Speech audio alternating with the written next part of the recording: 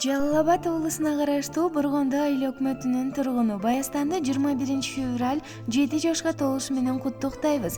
Тилейбиз жаш өмүрүң узун болсун, башыңа бакыт кушу консун. Ойлогон ой максаттарың орундалып, турмушуң түбөлүктүү таттуу болсун. Ардактуу Баястан, сага кең келечек, жүрөгүңө ыйман, жүзүңө күлкү, мол ырыскы тилейбиз. Биздин бактыбызга ар дайым бар бол деп апасы Айзат, энеси Гүлжамал, чоң энеси жана бир туугандары куттукташат.